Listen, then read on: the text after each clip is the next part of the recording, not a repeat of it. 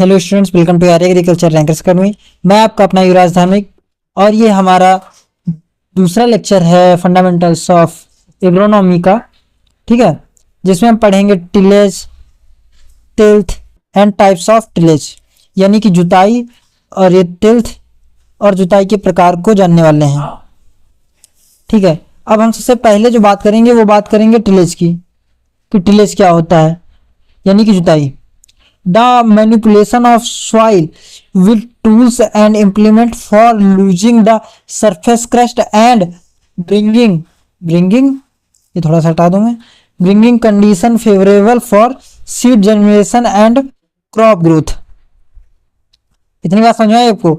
इसे कहने का मतलब यह है कि मिट्टी को औजारों और उपकरणों से इस प्रकार से तैयार करना जिससे मिट्टी की ऊपरी सतह ढीली हो जाए और बीज अंकुरण और फसल की वृद्धि के लिए अनुकूल स्थितियां प्राप्त हो सकें। चलिए मैं आप इसे अपने शब्दों में बता देता हूं। मान लीजिए ये एक खेत है, ठीक है, क्या है यहां पर सबसे पहले हम क्या करते हैं, जुताई करते हैं ताकि जो मिट्टी है वो थोड़ी मुलायम हो जाए, और हम किन्हीं उपकरणों के माध्यम से करते हैं। और जब मुलायम नहीं होगी, भुरभरी नहीं होगी, तो उसमें पौधा ग्रो कैसे कर पाएगा। ठीक है, तो इस खेत में जो मिट्टी है उसे औजारों के उपकरणों के माध्यम से ढीली करना ही क्या होता है, टिलेज होता है। और क्यों किया जाता है? ताकि पौधा उसमें जर्मिनेट कर सके। अब बात करते हैं कि ऑब्जेक्टिव्स ऑफ टिलेज की बात कर लेते हैं कि ऑब्जेक्टिव के टिलेज क्या हैं, टिलेज के उद्देश्य क्या हैं। To make soil loose and pores, तो मिट्टी को ढीला और भुरभुरा बनाना। मिट्टी इस टिलेज का सबसे पहला ऑब्जेक्टिव क्या है कि हम मिट्टी को ढीला करना चाहते हैं और भुरभुरा बनाना चाहते हैं। टू रिमूव वीड्स और हिंदी में कहें तो खरपतवारों को हटाना। आप समझिए, अब हमें खरपतवार क्यों हटाने भाई? अगर आप खरपतवार नहीं हटाएंगे तो क्या होगा कि आपके जो पौधे लगाएंगे आपकी फसल के लिए, वो वीड्स कंपटीशन खड़ा करेंगे। जो न्यूट्रिशन आप देंगे, जो पोषक तत्व आप देंगे, वो क्रॉप्स तक पहुंचेगा नहीं, क्योंकि वो पहले ही वीड्स उसका उपयोग कर लेंगे। इसलिए वीड को हटाना इसका ऑब्जेक्टिव होता है। To mix manure and fertiliser, खाद एवं उर्वरकों को मिट्टी में मिलाना। कैसे? जब आप देखते होंगे कि जब कई बार शुरुआत में खाद देते हैं, कई बार तो पापा लोग तो उसके पीछे, ट्रैक्टर के पीछे ही खाद छिड़कते जाते हैं। तो टिलेज का एक ऑब्जेक्टिव ये भी होता है कि खाद को मिला दिया जाए मिट्टी में। To destroy insect and their eggs, अब क्या होता है कि जब खेत पड़ा रहता है कई दिन से, तो जो वहां पर डंठल होते हैं, वीड्स होते हैं, उन पर इंसेक्ट्स अपने अंडे दे देते हैं और वो अंडे फिर से इंसेक्ट्स को जन्म देते हैं। तो उनके अंडों को नष्ट करने के लिए भी टिलेज अपनाया जाता है। और टू एरेटेड द सॉइल, मिट्टी में वायु का संचार करना। अब टिलेज करेंगे तो मिट्टी भुरभरी हो जाएगी। जब मिट्टी भुरभरी होगी तो तभी तो हमारे वायु का संचार होगा मिट्टी के अंदर। To increase the soil temperature, क्या होता है, मिट्टी के तापमान को बढ़ाने के लिए भी टिलेज का प्रयोग किया जाता है। क्योंकि जब आप टिलेज कर देंगे तो नीचे की जो मिट्टी हो जाएगी ऊपर आ जाएगा, और सूर्य की किरणें पड़ेंगी, ठीक है, तो क्या होगा, उसका तापमान बढ़ेगा और उससे सोलर रेडिएशन के थ्रू क्या होगा कि उसमें जो इंसेक्ट्स वगैरह वो ही मर जाएंगे। टू रिमूव स्टबल्स, खेत में बचे हुए डंठल को हटाना। कई बार जैसे आप देखते होंगे गेहूं बोते होंगे तो उसके डंठल्स रह जाते हैं, काट देते हैं आप, वो तो रह ही जाते हैं। इसे उन्हें नष्ट करने के लिए भी टिलेज अपनाया जाता है। To break hard pan big stones, देखिए कठोर परत को तोड़ना। इसमें क्या होता है, आपने जब देखा होगा कई बार, तो जब मिट्टी होती है उसकी ऊपरी परत काफी कठोर हो जाती है, तो उसे हार्ड पैन कंडीशन कहते हैं। इस हार्ड पैन को तोड़ने के लिए टिलेज करते हैं हम, ताकि हार्ड पैन टूट जाए, तो जो एयर है वो भी मिट्टी में जा सके और जो जल है वो भी मिट्टी अवशोषित कर सके। ये अगर हम हार्ड पैन नहीं तोड़ेंगे तो पहली बात तो जो वो हमारा पौधा होगा उसके रूट का विकास नहीं हो पाएगा, उसके बाद एयर नहीं सप्लाई सही से होगी, न न्यूट्रिशन सही से जा पाएंगे, कुछ हो ही नहीं पाएगा। टू इंक्रीज ऑर्गेनिक मैन्योर्स, जैविक खादों को मिट्टी में सम्मिलित करना, टू इनकॉर्पोरेट ऑर्गेनिक मैन्योर, यानी जैविक खादों को मिट्टी में सम्मिलित करना। उसके बाद अगला पॉइंट है to have repeated exchange of air and gases, वायु और गैसों का बार बार आदान प्रदान सुनिश्चित करता है ये। इसके बाद हम बात करेंगे कि टिल्थ क्या होता है। ये क्वेश्चन पूछा जाता है, ये ऐसे आपसे पूछ सकता है कि जुताई के बाद की जो भौतिक स्थिति होती है उसे क्या कहते हैं, तो उसे टिल्थ कहते हैं, या फिर ऐसे इंग्लिश में ऐसे पूछ लेता है which is the condition of resulting tillage, तो उसे टिल्थ कहेंगे। ठीक है, वैसे डेफिनेशन दे रखा है, it is the physical condition of soil resulting from tillage said to be good when the soil is soft, friable and properly aerated. क्या होता है टिलेज? देखिए, टिलेज जो जुताई करने के बाद जो फिजिकल कंडीशन हो जाती है सॉइल की, यानी कि भौतिक स्थिति, वही उसे हम टिल्थ कह देंगे। और एक अच्छी टिल्थ होती क्या है, टिल्थ कब होगी, जब सॉइल जो होगी हमारी सॉफ्ट यानी कि नर्म हो जाए, फ्रीएबल हो जाए यानी भुरभुरी हो जाए, एंड अच्छी तरह से हवादार हो जाए यानी एरेटेड हो जाए, तो उसे अच्छा टिल्थ कहेंगे। उसके बाद कैरेक्टरिस्टिक्स देखते हैं कि गुड टिल्थ के कैरेक्टरिस्टिक्स एक एक करके देख रहे हैं हम क्या होते हैं इसके कैरेक्टरिस्टिक्स ऑफ गुड टिल्थ, यानी अच्छे टिल्थ की विशेषताएं। To it should be higher percentage of large aggregate more than 5 mm diameter for irrigated farming। देखिए, सबसे पहले तो मैं बता देता हूँ इरिगेटेड फार्मिंग यानी सिंचित खेती होती क्या है। सिंचित खेती वो होती है जहां पर इतना पानी अवेलेबल हो कि फार्मर सिंचाई के माध्यम से पौधे को जल प्रदान कर सके। ठीक है, वहां पर आप सिंचाई कर सकते हैं, ऐसे क्षेत्र को सिंचित क्षेत्र या फिर क्या कहेंगे, इरिगेटेड एरिया कहेंगे, फार्मिंग कहेंगे। अब जो ऐसा एरिया है वहां पर जो मिट्टी के कण होंगे वो 5 mm से अधिक व्यास के वाले होने चाहिए। अब बहुत ज्यादा भुरभुरे नहीं होने चाहिए कि 5 mm से कम वाले नहीं होने चाहिए, ये बात बता रहा है ये। उसके बाद it should be have higher percentage of smaller aggregate 1 to 5 mm diameter for dryland farming. Dryland farming वो होती है जो कि पूरी तरह से शुष्क अवस्थाओं में हुआ है, जहां पर पानी की कमी होती है, जहां पर वर्षा होती जो है वो 750 mm से कम होती है। ठीक है, ये क्वेश्चन डाटा है, ये कॉम्पिटिशन में पूछ सकता है आपको और ऑब्जेक्टिव में भी पूछ सकता है। ठीक है, तो ये याद रखिएगा क्या है कि जहां पर वर्षा 750 mm से कम होती, वहां पर जो गुड टिल्थ कब होगी, जब वहां के जो एग्रीगेट होंगे यानी जो ढेले होंगे, जो छोटे छोटे कण होंगे, उनका व्यास कितना हो, 1 से 2 mm हो।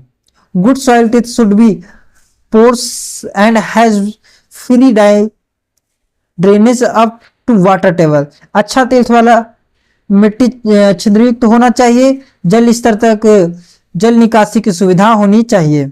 अच्छी टिल्थ कब होनी, जब उसमें पोर्स की संख्या ज्यादा हो, ठीक है, अच्छे पोर्स हो और उसमें जल निकासी की क्षमता होनी चाहिए, यानी कह सकते हैं हायर पोरोसिटी कैपेसिटी होनी चाहिए और ड्रेनेज सिस्टम अच्छा होना चाहिए।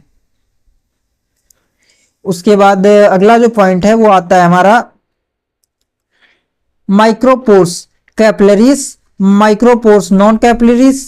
पहले माइक्रोपोर्स जो होते हैं वो उन्हें कैपिलरीज कहते हैं, और माइक्रोपोर्स होते हैं वो नॉन कैपिलरी होते हैं। शुड बी इक्वल प्रोपोर्शन, यानी कि माइक्रोपोर्स जो हैं और माइक्रोपोर्स जो हैं वो एक बराबर अनुपात में होने चाहिए, उनकी संख्या में कम ज्यादा नहीं होने चाहिए। The soil particle should be not easy eroded by water और विंड। अब अच्छा टिल्थ कब कहेंगे, जब मिट्टी के कण जो हैं जल और हवा से आसानी से कटने योग्य नहीं होने चाहिए। तो ऐसा ना हो कि मिट्टी हवा से और जल से कट जाए आसानी से। Soil should be sticky when moist, नमी में मिट्टी चिपचिपी नहीं होनी चाहिए। Soil should permit easy infiltration of water, मिट्टी में जल का आसानी से प्रवेश हो जाना चाहिए। ठीक है, कि अगर हमने सरफेस पे दे दिया तो नीचे स्तर तक जाना चाहिए जल। ये चीज। और नोट्स में मैंने एग्रीगेट मीन्स होता है different size of soil particles. Aggregate का क्या मतलब है कि विभिन्न आकार के जो मिट्टी के कण होते हैं उन्हें ही हम एग्रीगेट कह देते हैं। ढेले अपने खेत में देखे होंगे जो मिट्टी के बने हुए होते हैं। उसके बाद बात करते हैं मेजरमेंट्स ऑफ सॉइल टिल्थ। हम सॉइल टिल्थ को किस प्रकार से माप सकते हैं उसकी बात होने वाली है। मिट्टी की टिल्थ की माप, फील एंड अपीयरेंस मेथड। पहला होता है अनुभव और दृश्य निरीक्षण विधि। जैसे आप जब मिट्टी को हाथ में लेंगे तो आप खुद बता सकते हैं कि वो कितनी भुरभुरी है या फिर कम भुरभुरी है, ठीक है। और देखकर भी बता सकते हैं कि ज्यादा कंकड़ पत्थर दिख रहे हैं, ज्यादा ढेले दिख रहे हैं, ढेलों का आकार ज्यादा बड़ा है कि छोटा है, ऐसे आप जान सकते हैं। और उसके बाद दूसरा जो तरीका है हमारा वो है कि पोर स्पेस कंटेंट, यानी इक्वली डिवाइड इन माइक्रो और मैक्रोपोर्स। और हम पता कर सकते हैं कि माइक्रोपोर्स और माइक्रोपोर्स बराबर संख्या में है कि नहीं। Measuring size of soil aggregates, best size of soil aggregates range from 1 to 6 mm। हम वो जो मिट्टी के कण हैं उनका भी मापन कर सकते हैं, उन्हें माप सकते हैं। और जो सर्वोत्तम आकार होता है कणों का वो 1 से 6 mm के बीच होता है। ये 1 नंबर का क्वेश्चन है, पूछ सकता है कॉम्पिटिटिव में भी और आपके ऑब्जेक्टिव टाइप क्वेश्चंस में भी।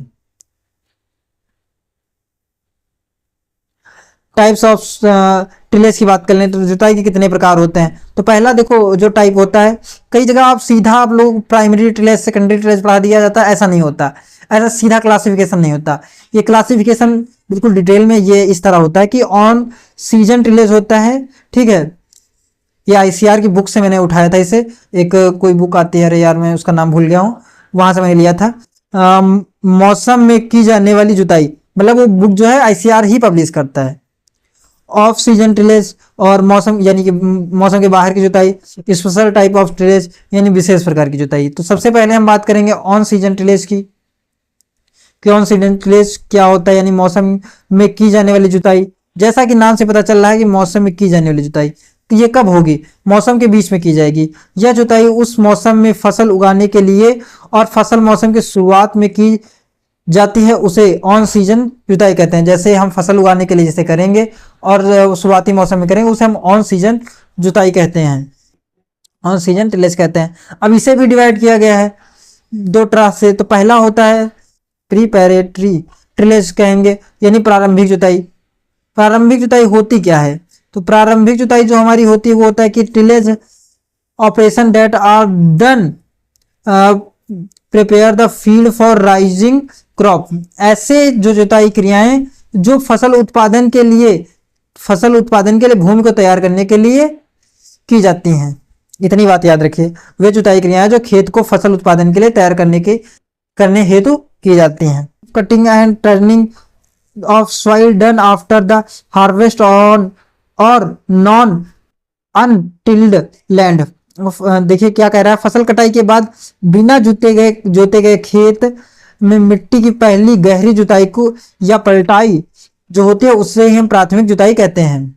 जैसे हमने गेहूं काटा, ठीक है, उसके बाद हम छोड़ देते हैं खेत को कई दिनों के लिए, ठीक है, फिर उसमें धान लगाते हैं। नॉर्मली उत्तर प्रदेश के मोस्ट ऑफ द एरियाज में ऐसा ही करते हैं हम लोग, ठीक है। तो छोड़ देते हैं, उसके बाद जब धान आएंगे उससे पहली जुताई करेंगे, उससे ही हम प्राथमिक जुताई कहेंगे या फिर प्राइमरी टिलेज कहेंगे। Operations plough to loosen invert soil incorporated stubs and restore soil structure. ये क्रियाएं कैसी हैं, ऑपरेशंस मिट्टी को ढीला करना, पलटना, ठूठ निकालना, मिट्टी की संरचना को पुनः स्थापित करना, ये क्रियाएं इसमें शामिल होती हैं। अब हम बात करेंगे सेकेंडरी टिलेज की। सेकेंडरी टिलेज क्या होता है, ठीक है, इसके पॉइंट्स देखते हैं इधर। Shallow tillage done after primary tillage to improve soil tilth. देखिए प्राथमिक जुताई के बाद जो की जाने वाली उथली जुताई जो मिट्टी की दशा सुधारती है। अब हम जब प्राथमिक जुताई करते थे तो उसमें ढेले होते हैं, उसके बाद दूसरी जुताई करते हैं वो मिट्टी को भुरभुरी कर देती है, यानी कि जो टिल्स की सुधारती है मिट्टी की कंडीशन की, उसे हम सेकेंडरी जुताई कहते हैं, ठीक है।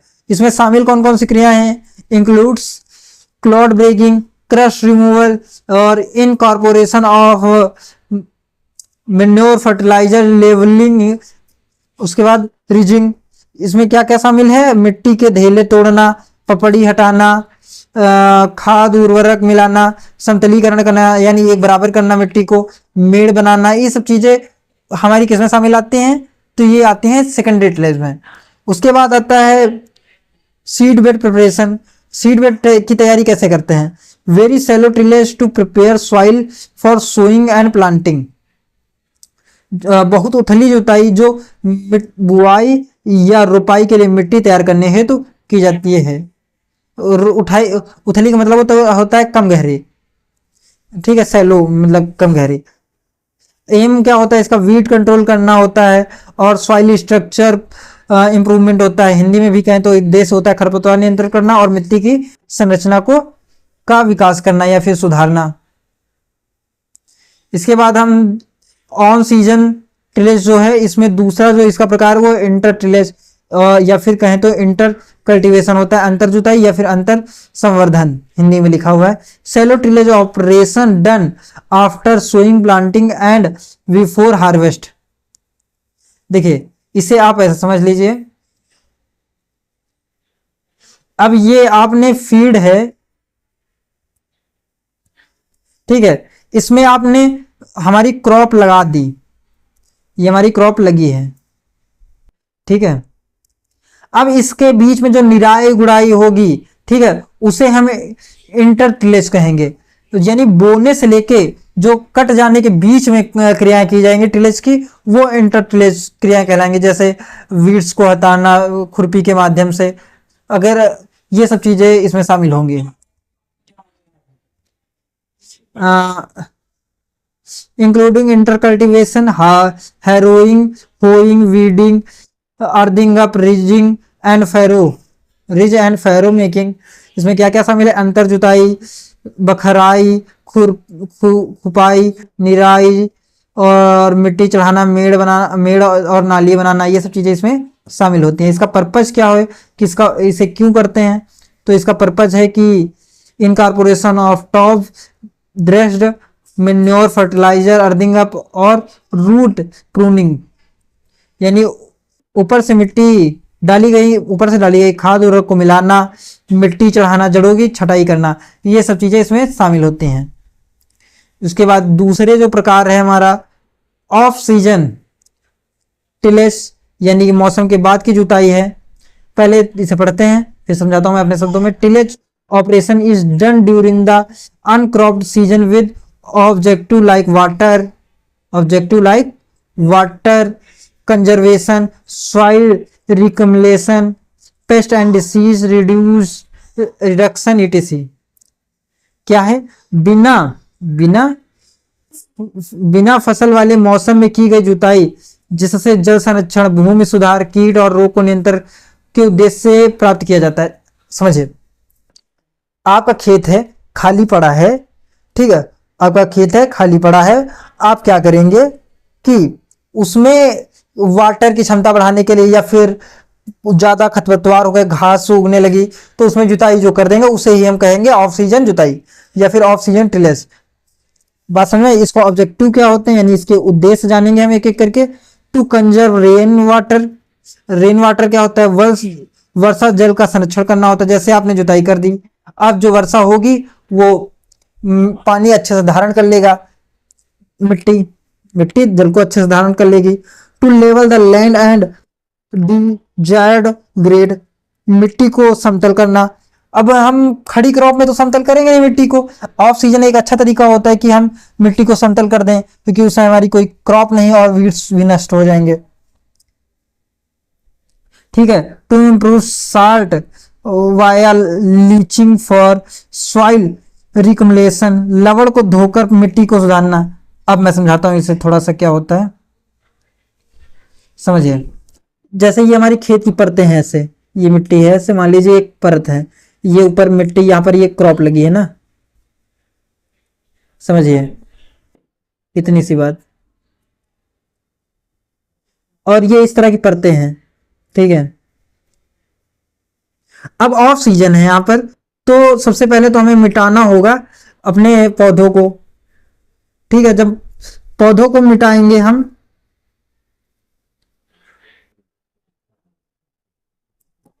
चलिए पौधे मिटाने में थोड़ा समय लग रहा है, तो इसे मान लीजिए कि हटे हुए हैं, ठीक है, ये पौधे हटे हुए हैं यहाँ से, अब ऑक्सीजन है, तो अब ये जमीन खाली पड़ी हुई है हमारी की।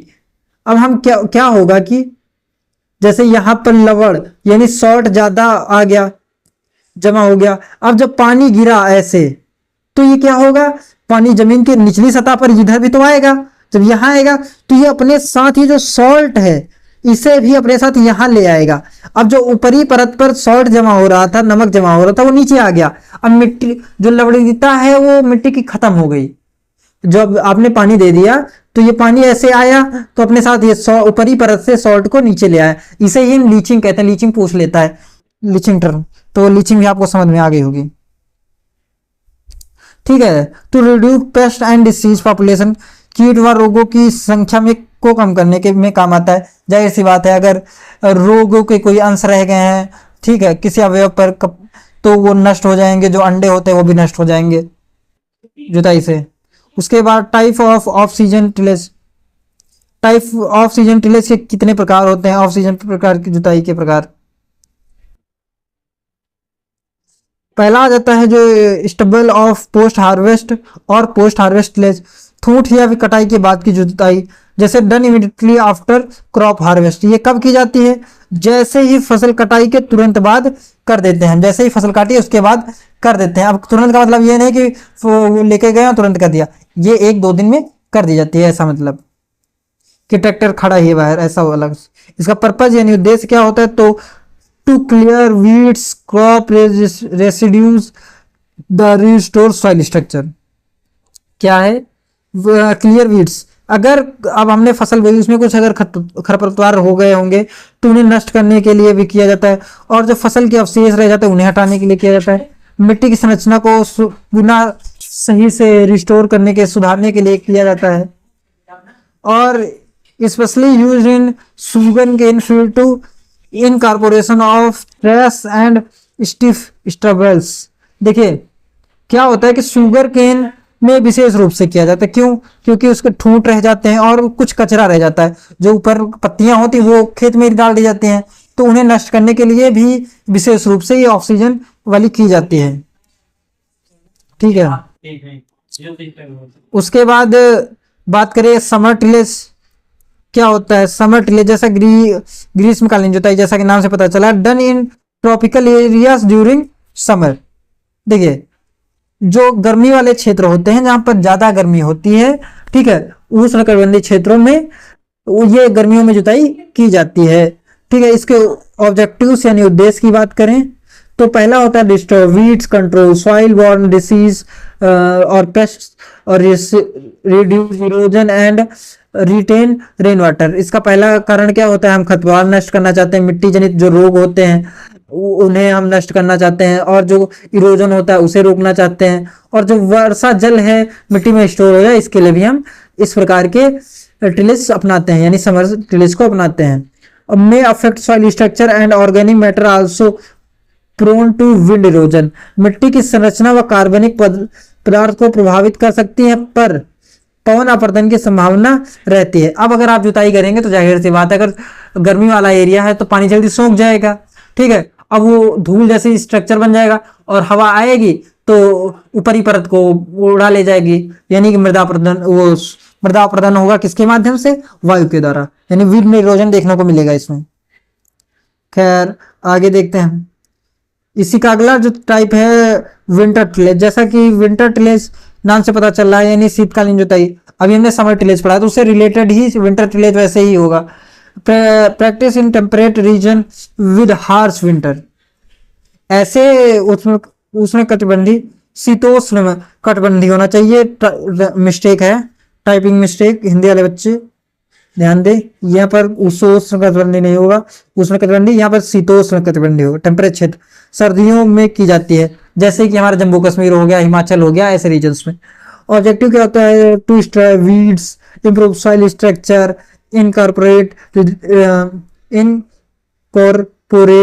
रेसिड्यूज, यानी खरपतवार नष्ट करना, मिट्टी की संरचना में सुधार करना, अवशेष मिटाना, यही सब चीजें हैं, अवशेष मिलाना, ठीक है। डन बाई प्लगिंग और harrow when condition are suitable, जब अनुकूल परिस्थितियां होती हल और बखर से की जाती हैं ये विंटर टिलेज, यानी कि प्लगिंग और हैरोइंग की जाती है। उसके बाद फैलो टिलेज यानी परती जुताई, और इसमें क्या होता है, arable land is left uncropped for a season और मोर। इसमें फैलो टिलेज पहले फॉलो लैंड समझ लीजिए क्या होता है। फॉलो लैंड है जैसे ये हमारी एक भूमि है फिर से, ठीक है, अगर इससे हमने एक सीजन या 2 सीजन के लिए इसमें जुताई नहीं की तो इसे हम फॉलो लैंड कहेंगे, यानी कि ये अनकल्टिवेटेड लैंड नहीं है, ऐसा लैंड नहीं है कि इसमें हम उपज कर नहीं सकते, हमने किसी कारणवश छोड़ दिया, हम कर नहीं रहे हैं, ठीक है, तो ऐसे लैंड को हम फॉलो लैंड कहते हैं। अब बात समझ आई आपको? तो जब हम ऐसे लैंड में जुताई करते हैं तो उसे हम कह देते हैं फॉलो टिलेज। में लिखा भी वही है कि arable land left uncropped for a season, उपजाऊ भूमि जो एक या अधिक मौसम के लिए खाली छोड़ा जाता है। Tillage is done control weed and paste, और ये क्यों करते हैं, क्योंकि जब हम बहुत से समय के लिए छोड़ रहे हैं तो उसमें घास पतवार भी हो जाएगा, खरपतवार होंगे, वीड्स भी हो जाएंगे, इंसेक्ट पेस्ट हो जाएंगे, ठीक है, तो इसे नष्ट करने के लिए हम करते हैं। डिसएडवांटेज क्या है, soil become prone to erosion and degradation. अब जब हम काफी लंबे समय तक हम सॉइल को ऐसे छोड़ते हैं तो उसमें मृदा कटाव हो जाता है, क्या होता है, मृदा कटाव होता है, गुणवत्ता ह्रास की संभावना बढ़ जाती है। उसके बाद तीसरा जो हमारा टिलेज का टाइप है वो है स्पेशल टाइप ऑफ टिलेज, यानी विशेष प्रकार की जुताई की बात कर लेते हैं। टाइप ऑफ स्पेशल टिलेज क्या है, देखिए पहले स्पेशल टाइप्स को थोड़ा पढ़ लें। Special type operations are perform with specific purpose such as breaking hard pan, conserving soil and water levelling और preparing wet soil for specific crop. क्या होता है कि मैं एक ही साथ के लेक्चर रिकॉर्ड करता हूं तो कई बार बोलने की वजह से जॉ प्रॉब्लम करने लगता है, इसलिए बीच में कई बार रुकना पड़ता है।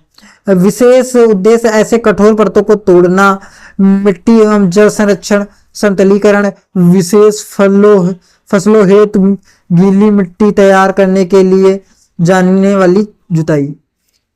अब हम इसके टाइप्स की बात करेंगे, यानी कितने प्रकार के होते हैं।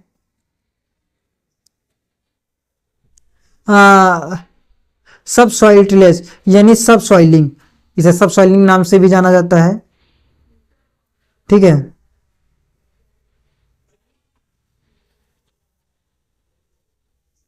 इसे किस नाम से जानते हैं, सब सॉइलिंग के नाम से भी जानते हैं। मैं सोच रहा हूँ इसका रेट ठीक है या फिर कलर चेंज कर दूं, मेरे हिसाब से तो ठीक ही है। अभी पढ़ते हैं इसे। अरेस्टर जुताई, ब्रेक हार्ड पैन और प्लग पैन यूजिंग सब सॉइल और काइचल प्लग।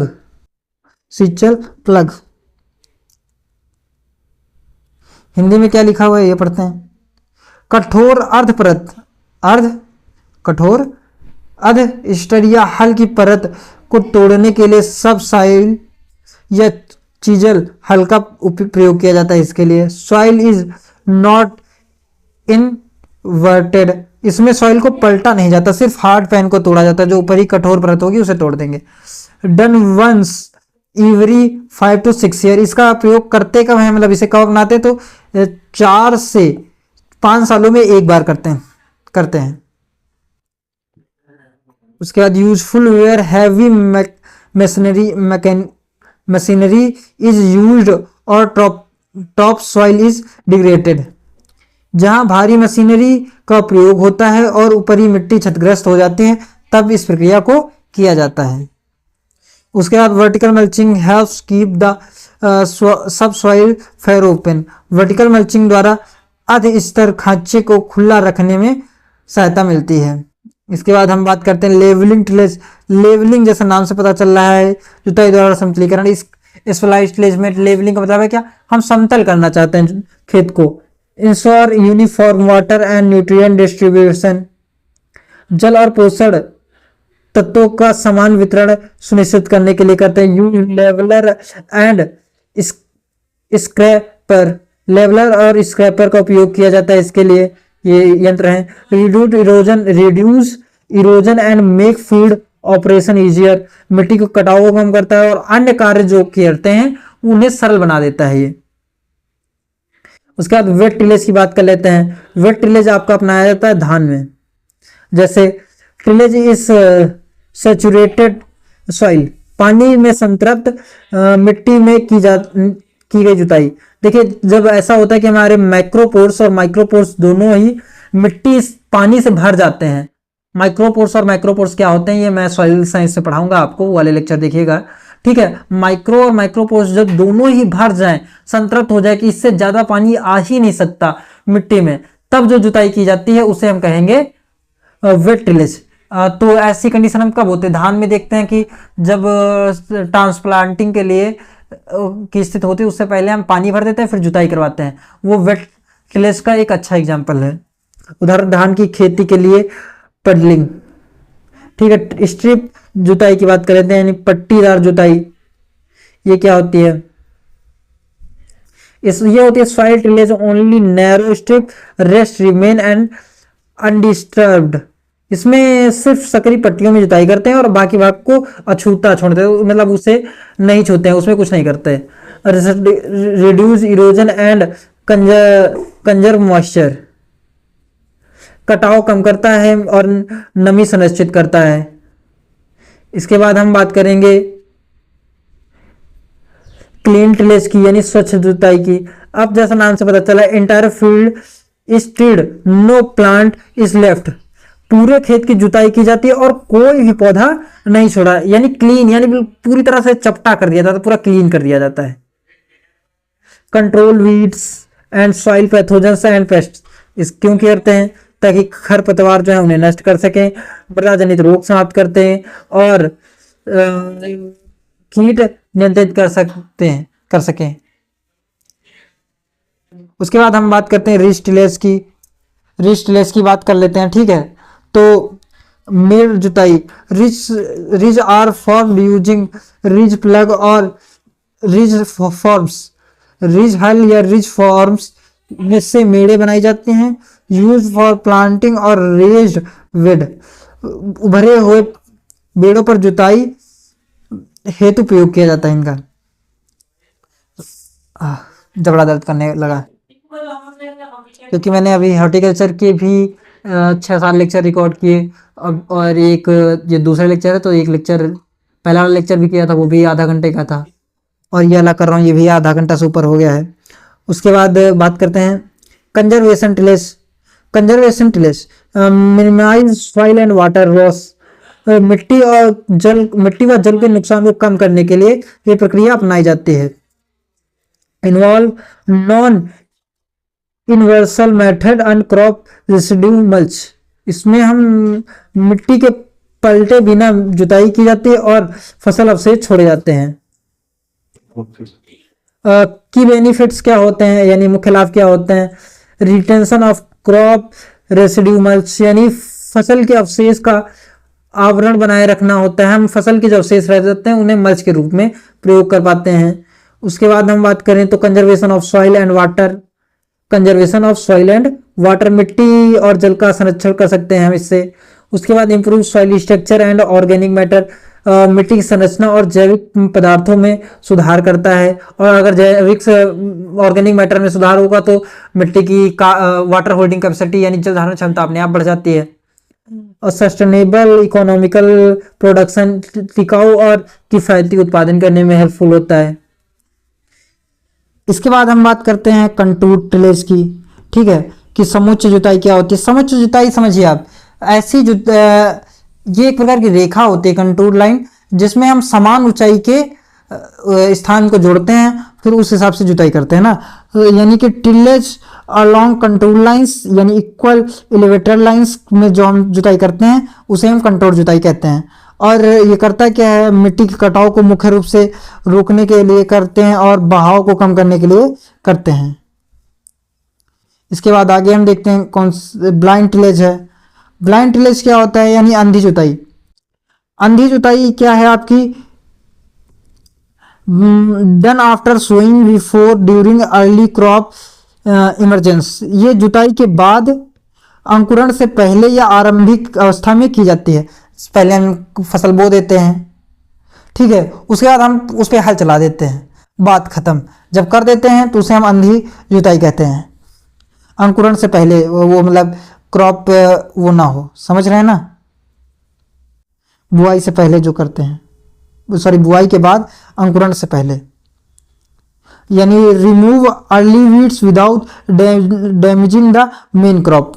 इसमें क्या होता है कि मेन क्रॉप क्योंकि उगी ही नहीं है, ठीक है, तो उसे तो कोई नुकसान होगा नहीं, लेकिन जो वीड्स उग चुके हैं वो नष्ट हो जाएंगे। और used in serious and tuber crops, इनका प्रयोग कब कहाँ करते हैं? जो अनाज वाली होती हैं और कंद वाली फसलें होती हैं उनमें उपयोग किया जाता है इस ब्लाइंड टिलेज का। उसके बाद हम बात करते हैं factor affecting intensity and depth of tillage operations. जुताई की तीव्रता और गहराई को प्रभावित करने वाले जो कारक हैं उनकी बात करेंगे एक एक करके। तो पहला जो कारक है वो खुद है क्रॉप। क्या है? क्रॉप, समझे बात। It decided the type intensity and depth of tillage operations.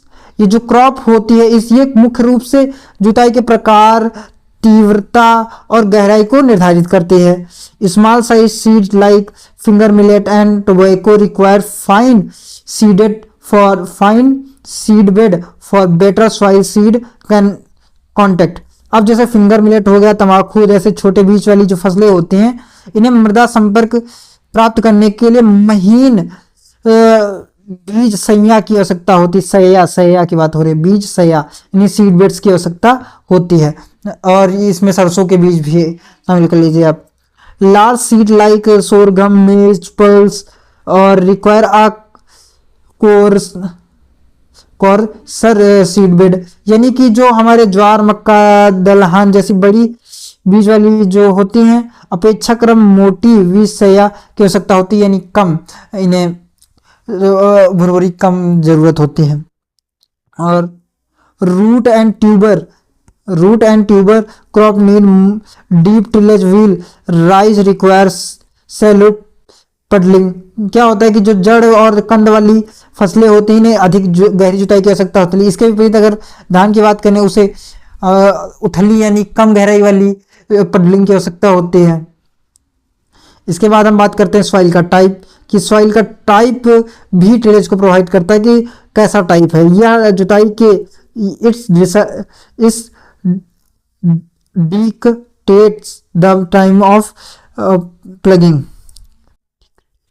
It's dictate time of plugging, यह जुताई के समय को निर्धारित करता है।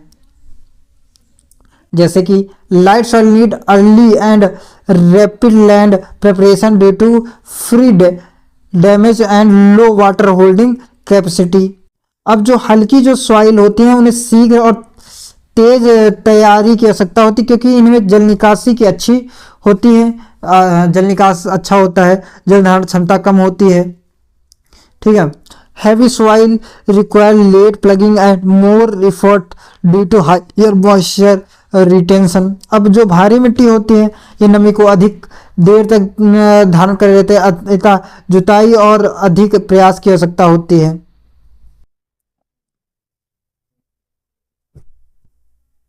उसके बाद क्लाइमेट जो होता है ये भी डिपेंड करता है। It's affect soil moisture, tillage draft and the type of tillage. यह मृदा की नमी, जुताई के लिए आवश्यक बल और जुताई के लिए प्रकार को प्रभावित करती है। Low rainfall and poor water retention in shallow soil restrict deep ploughing at season start. कम वर्षा और उथली मृदा की जल धारण क्षमता कमजोर होने के कारण मौसम की शुरुआत में गहरी जुताई संभव नहीं होती है। उसके बाद heavy soil the crack during summer self tilde need only harrowing. अब गर्मियों के समय दरारें पड़ने वाली भारी जो मिट्टी होती है केवल पाटा चलाकर तैयार किया जा सकता है उसमें। उसके बाद light soil in arid region require coarse tilth and course course इस यार ये प्रोनाउंस नहीं हो रहा मुझसे। Tilth to prevent wind erosion, शुष्क क्षेत्रों की हल्की मिट्टियों को पवन क्षरण से बचाने के लिए मोटे टिल्थ की आवश्यकता होती है। उसके बाद टाइप ऑफ फार्मिंग, किस प्रकार की आप फार्मिंग करना चाहते हैं। जुताई की तीव्रता उससे उससे भी प्रभावित होती है। ठीक है, सूखी भूमि पर बहुवर्षीय खरपतवार को समाप्त करने के लिए, नमी को संरक्षित करने के लिए गहरी जुताई की जाती है। ठीक है, और इसी तरह क्रॉपिंग सिस्टम भी डिपेंड करता है कि आपने किस प्रकार का क्रॉपिंग सिस्टम अपना रहे हैं आप। Different crops require different types of tillage, यानी कि अदर जो डिफरेंट प्रकार की क्रॉप्स होते हैं, भिन्न भिन्न प्रकार की फसलें होती हैं, उन्हें भिन्न प्रकार की जुताई की आवश्यकता होती है। Crop rice need repeated tillage for a proper seed bed, जो हमारा धान होता है उसे लगातार टिलेज की आवश्यकता होती है ताकि अच्छे से उसका सीड बेड तैयार किया जा सके। उसके बाद डेप्थ ऑफ प्लगिंग, गहराई की जुताई जो कर रहे हैं उसकी गहराई भी डिपेंड करती है। जैसे डिजाइबल डेप्थ जो होती है वो 12.5 से 20 सेंटीमीटर होती है। ठीक है, और अगर हम जुताई की गहराई फसल की जड़ों की गहराई के अनुसार करें तो उथली जड़ जिनकी होते हैं उन्हें 10 से 20 सेंटीमीटर की ले कर सकते हैं, और जो 10 से 30 centimetre for D fruited crop, और बहुत गहरी जड़ें होती हैं तो उसके लिए 15 से 30 सेंटीमीटर गहरी कर सकते हैं।